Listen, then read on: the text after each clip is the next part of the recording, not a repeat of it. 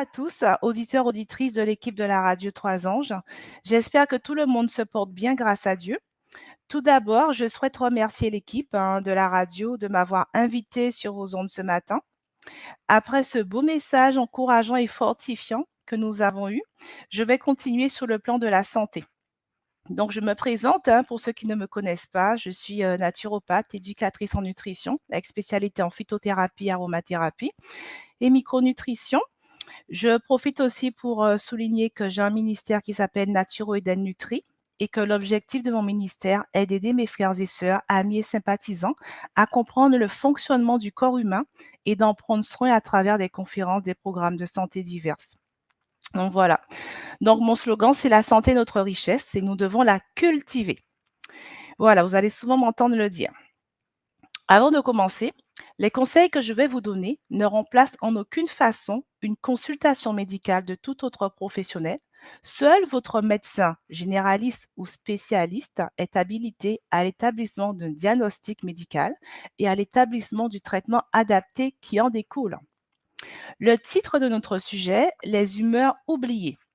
Pourquoi ce titre? Qu'est-ce que cela veut dire? Les humeurs sont les liquides organiques qui composent notre corps et dans lesquels baignent les cellules.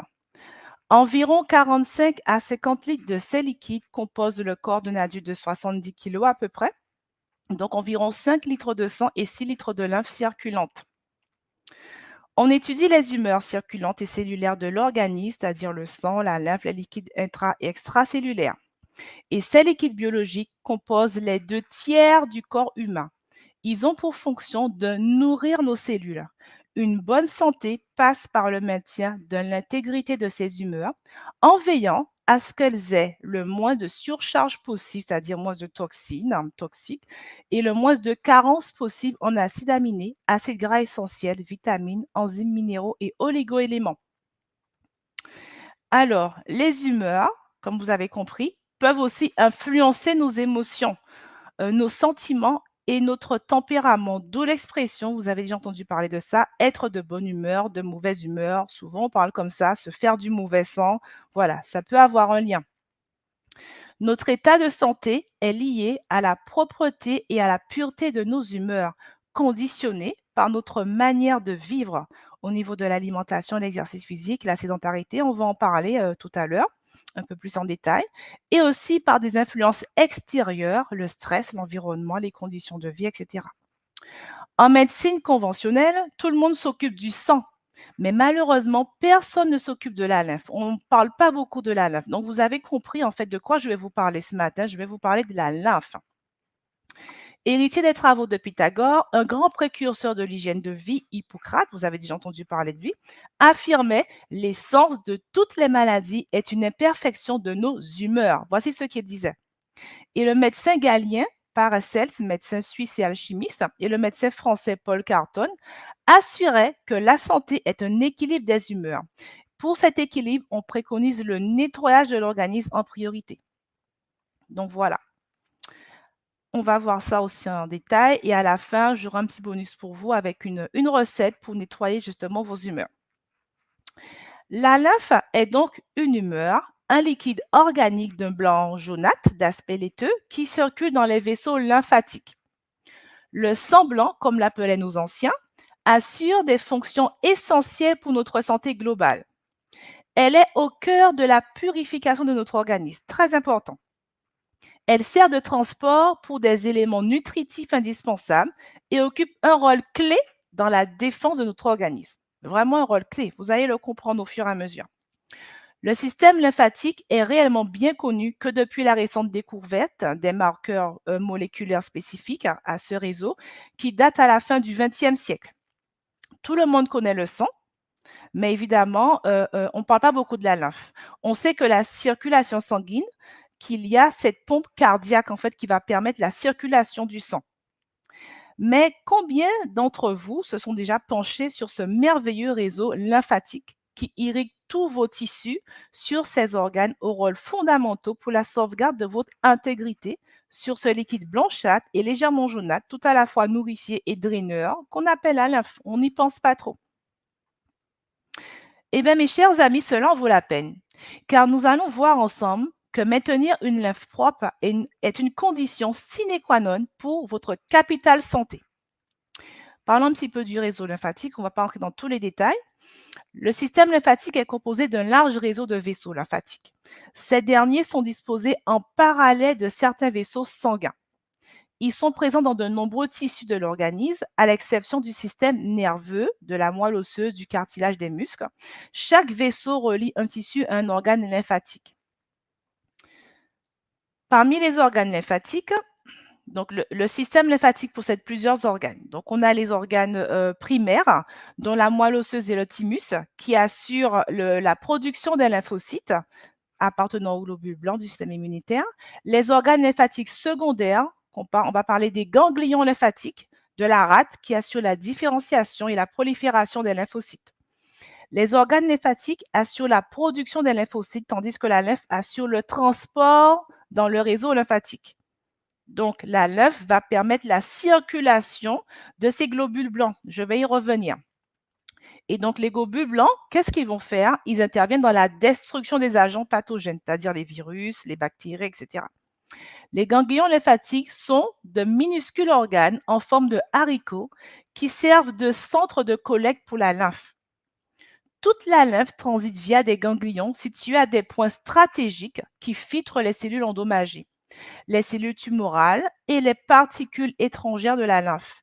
Les ganglions lymphatiques contiennent également des globules blancs spécialisés, comme je vous ai parlé de lymphocytes, ce sont des globules blancs, voilà, qui ont pour fonction de phagocyter et de détruire les cellules endommagées, les cellules cancéreuses, les organismes infectieux et les particules étrangères, voilà, comme je l'ai dit tout à l'heure.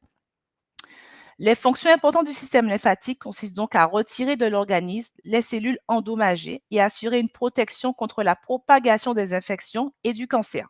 Donc, ça va nous servir de protection en fait, quoi. Ces ganglions lymphatiques sont regroupés sous la peau, en particulier au niveau du cou. On va parler de ganglions cervicaux, au niveau des aisselles. On va les appeler les ganglions para-aortiques. Au niveau du thorax, on a des ganglions thoraciques. Au niveau de l'aine, on a des ganglions inguinaux. D'autres ganglions lymphatiques sont situés en profondeur dans l'organisme, par exemple dans l'abdomen. Un grand nombre de bactéries sont filtrées par le biais de ganglions ou d'une série de ganglions. Comme c'est le cas lorsque votre gorge est infectée, ils peuvent enfler et devenir sensibles au toucher. Et dans la majorité des cas où les ganglions sont enflés, il s'agit tout simplement de la réaction du système immunitaire. Donc, quand vous touchez votre gorge, vous voyez que c'est gonflé, sachez que vos globules blancs sont en train de vous défendre. Ils sont en train de lutter, en fait. Voilà. Donc, un ganglion enflammé est un ganglion saturé dans lequel il y a un travail biologique d'épuration, de nettoyage. Voilà ce que font les globules blancs dans ce ganglion.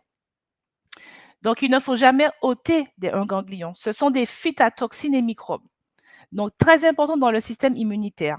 Plus on supprime des ganglions, plus la charge de travail et de nettoyage en aval sous les autres ganglions va être importante. Donc, ce n'est pas une bonne chose de supprimer des ganglions, quoi. Il y a des gens qui font des chirurgies, qui enlèvent des ganglions pour différentes raisons. Mais voilà, ce n'est pas une bonne chose, ce n'est pas positif du tout pour le corps. Un exemple, lorsqu'on a des migraines à répétition, eh bien, vos amygdales, qu'est-ce qu'ils vont faire? Ils vont drainer toute la partie cervicale en toxines. Donc, si vous n'avez plus d'amygdales, moins de filtres pour drainer les toxines de la partie cervicale. Notre Créateur, il est grand, il est magnifique, car il a tout prévu pour défendre notre organisme. Il savait qu'avec l'arrivée du péché dans le monde, qu'on souffrirait. Et donc, nous avons ces petits soldats dans notre corps, ils sont bien installés, prêts à agir et à nous défendre. Et ils sont vraiment à des points stratégiques de notre corps. Il n'y a pas de hasard. Dieu a bien fait les choses, mes amis, quoi. Je ne vais pas détailler tous les organes lymphatiques parce que ça me prendrait du temps. Donc, je vais sauter cette partie. Alors, comment ça marche tout cela? Les vaisseaux, en fait, ces vaisseaux, ils vident alors leur contenu dans les ganglions. Je parle du réseau lymphatique. Ils vident leur contenu dans les ganglions, véritable réservoir, comme on a vu, qui va faire une activité de nettoyage et va renvoyer dans la lymphe et tout sera épuré dans la circulation veineuse. Les ganglions superficiels sont situés à la racine des membres et dans le plan profond, surtout près des viscères. Les ganglions sont de véritables usines de traitement de déchets, on peut les appeler comme ça, hein, que véhicule le système lymphatique. Ce sont des usines de traitement de déchets. Voilà, je vais passer cette partie-là parce qu'on n'a pas d'image, c'est dommage. On aurait été en vidéo, j'aurais pu vous montrer un petit peu justement, la beauté de ce réseau lymphatique, comment les choses se passent, mais je ne vais pas, rentrer dans tous ces termes avec vous aujourd'hui. Mais je vous invite à aller sur internet, à taper réseau lymphatique et vous allez voir tout ce circuit qu'il y a dans le corps, où sont placés les différents ganglions. C'est vraiment magnifique, quoi. Alors, comment fonctionne le système lymphatique? Il a 3 fonctions principales. Donc, faire circuler les liquides et réguler leur niveau dans le corps. Donc, tout excès de liquide qui s'échappe de la circulation sanguine est recueilli par le système lymphatique et renvoyé. Ceci permet d'empêcher la formation d'œdèmes, c'est-à-dire les gonflements dus à un excès de liquide, et maintient le niveau de liquide dans le corps et dans la circulation sanguine à des limites normales. Absorber les graisses contenues dans le système digestif, donc ça aussi c'est un des rôles aussi. Les vaisseaux lymphatiques spéciaux qu'on appelle les chylifères se situent à l'intérieur du tube digestif et sont responsables d'absorber les graisses et les vitamines liposolubles des aliments. Donc les graisses sont ensuite transportées vers la circulation sanguine et utilisées selon les besoins. Défendre le corps contre les infections, donc les vaisseaux du système lymphatique déplacent le liquide lymphatique et les lymphocytes dans tout le corps. Le liquide lymphatique qui voyage à travers les vaisseaux lymphatiques passe par les ganglions lymphatiques qui sont principalement constitués de lymphocytes. OK? Il faut savoir que les 1,5 litre à 2 litres de lymphe qui circulent dans le réseau lymphatique possèdent une composition similaire au plasma sanguin, sans les globules rouges, bien sûr. Et une des particularités de ce réseau, qui la différencie de la circulation sanguine, est qu'elle ne possède pas de pompe comme le cœur. De fait, sa circulation est très lente. En effet, il lui faut près de 24 heures pour parcourir l'ensemble du corps. Son mouvement est conditionné par les mouvements du corps et la contraction des muscles. Si les mouvements du corps ou l'activité physique s'intensifient, la lymphe circulera plus rapidement. Il circule approximativement 100 ml de lymphe par heure dans le canal thoracique d'une personne au repos, alors que durant un exercice, ce flux peut être 10 à 30 fois plus élevé. Donc, l'activité physique est indispensable pour mobiliser la circulation de la lymphe. C'est indispensable. C'est essentiellement la contraction des muscles qui va assurer cette propulsion, la contraction des fibres lisses des parois des vaisseaux lymphatiques. Donc, sans activité physique, la lymphe va circuler très lentement.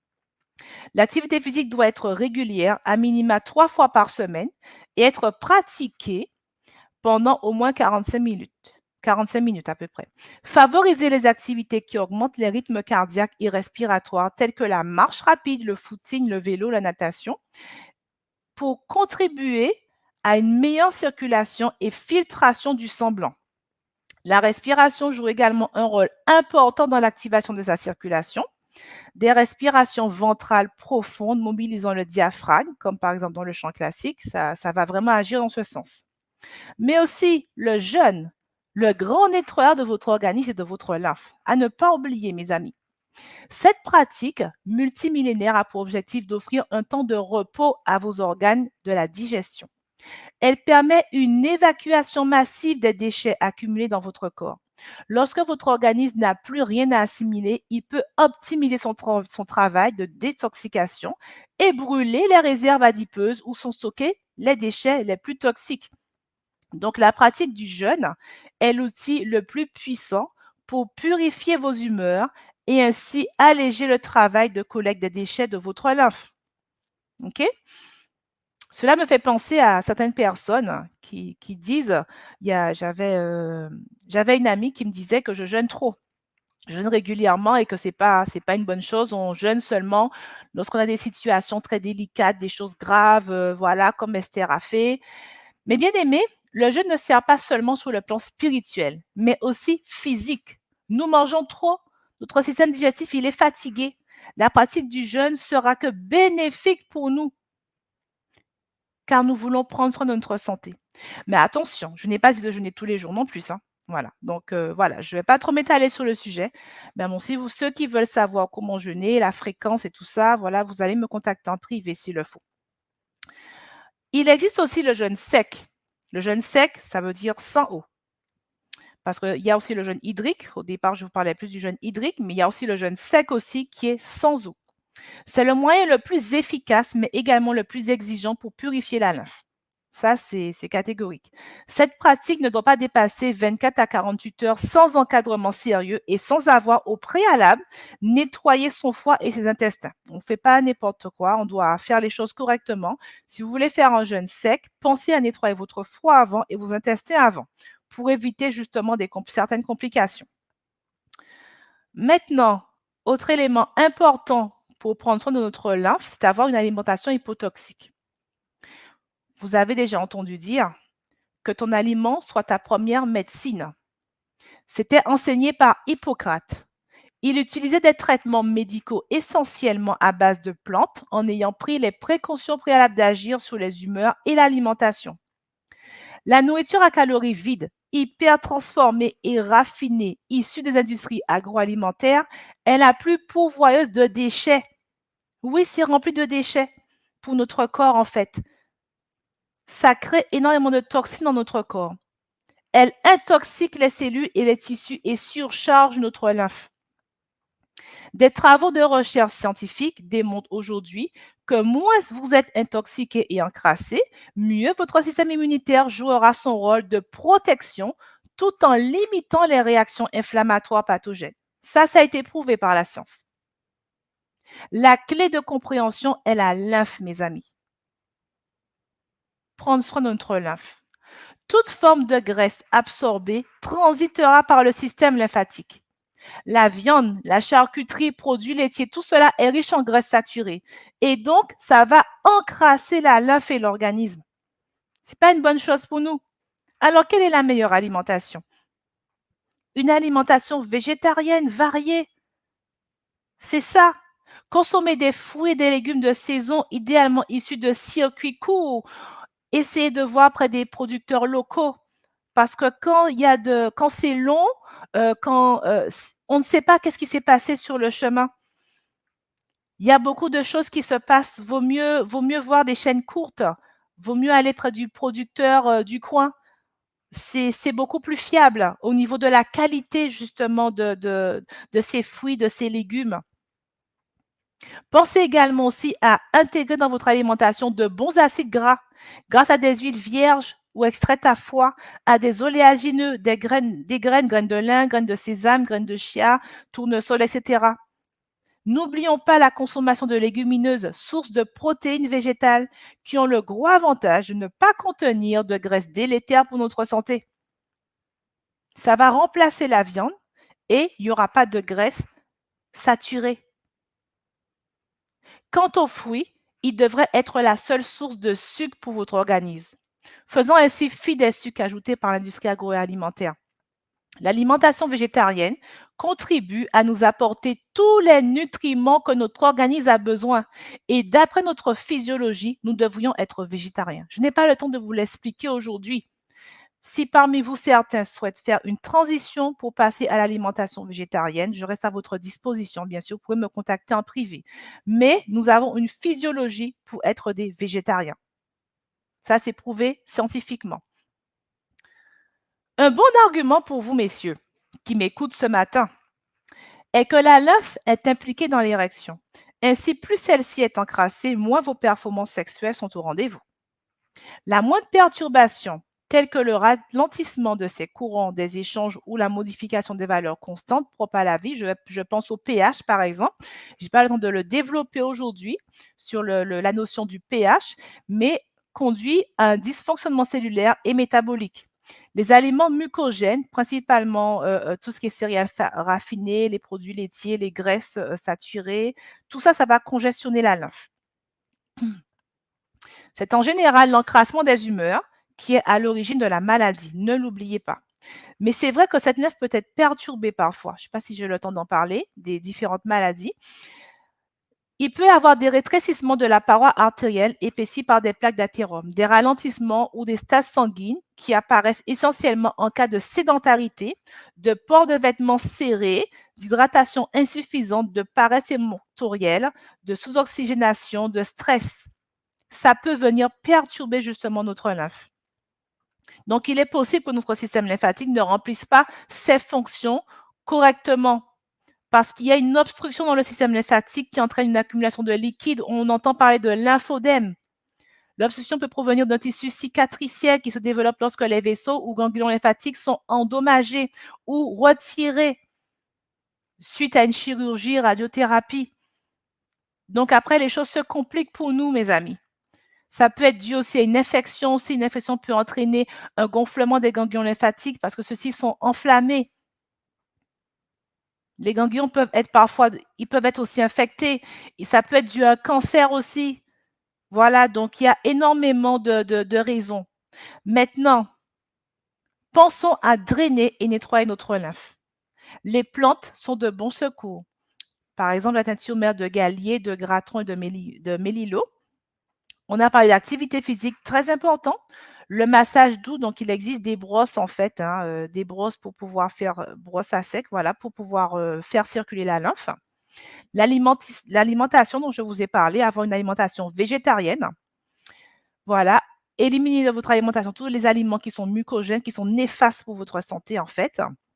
Le jeûne sec en particulier vraiment, et le jeûne hydrique est bien, mais le jeûne sec est encore plus efficace encore pour nettoyer la lymphe. Je ne peux pas expliquer aujourd'hui comment ça se passe parce que ça me prendrait du temps, mais ce que je peux vous dire, c'est vraiment plus efficace le jeûne sec que le jeûne hydrique pour nettoyer la lymphe. Les monodiètes de fruits aussi astringents aussi, c'est très bien aussi pour drainer, nettoyer la lymphe aussi. Alors, donc maintenant, prenez vos stylos et vos papiers. Je vais maintenant vous donner des petites recettes. Comme je vous avais promis au début. Donc, infusion. Vous pouvez faire une infusion de mélilo, 15 grammes, piloselle, 15 grammes de piloselle, reine des prés, 15 grammes. Donc, je reprends mélilo, piloselle, reine des prés. Vous prenez 15 grammes de chaque.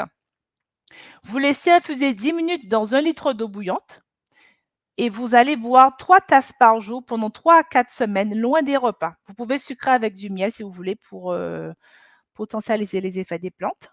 Donc, je vais reprendre pour ceux qui n'ont pas eu le temps de noter. Mélilo, piloselle, reine des prés.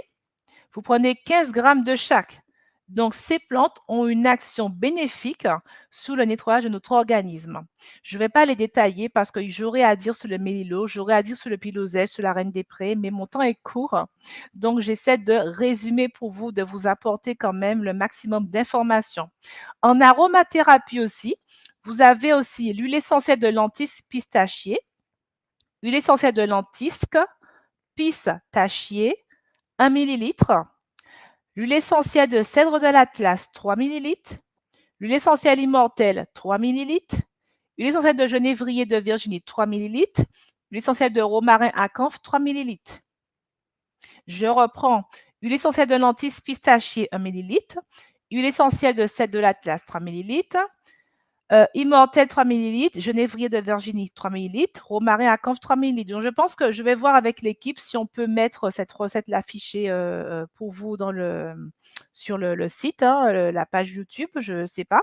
Sinon, on pourra toujours me contacter aussi. Huile végétale de noisette 17 ml. Donc, appliquez en fait la quantité nécessaire du mélange en association au drainage lymphatique. Donc, vous allez bien mélanger tout ça. Et vous allez vous masser avec en partant des chevilles et en remontant tout le long des jambes vers le cœur. Donc, au départ, des chevilles et vous remontez le long des jambes vers le cœur et vous faites ça 1 à 2 fois par jour jusqu'à une amélioration. Donc, voilà les conseils que je peux vous donner, les conseils pratiques. Je vais vous laisser une citation. La stagnation de la lymphe est la base de la dégénérescence et de la mort, tandis que la santé dépend d'une bonne circulation. C'est une citation qui vient du docteur Alexis Carrel, qui a eu le prix Nobel en médecine, pour montrer comment c'est important d'avoir une activité physique si on veut être en bonne santé. C'est très, très important. Il faut que la lymphe circule, mes amis, quoi. En résumé, le système lymphatique joue un double rôle capital pour notre santé. D'une part, le système lymphatique va éliminer tous nos résidus qui proviennent du métabolisme de nos cellules par un système de canaux de plus en plus gros. Il évacue en effet les déchets, les virus, les bactéries et les grosses protéines et l'eau accumulées dans nos tissus.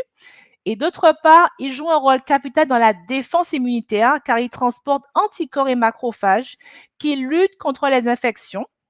L'agent infectieux passe en effet par la lymphe avant d'arriver au ganglion lymphatique.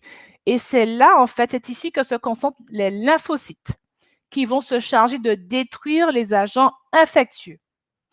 Notre Créateur nous préconise une alimentation végétarienne. Il nous connaît mieux que nous-mêmes, donc faisons-lui confiance. Entrons dans l'obéissance et nous verrons toutes les bénédictions liées à notre santé qui en découleront. Que Dieu vous bénisse. Que la paix de Dieu soit sur chacun de nous ce matin. Amen.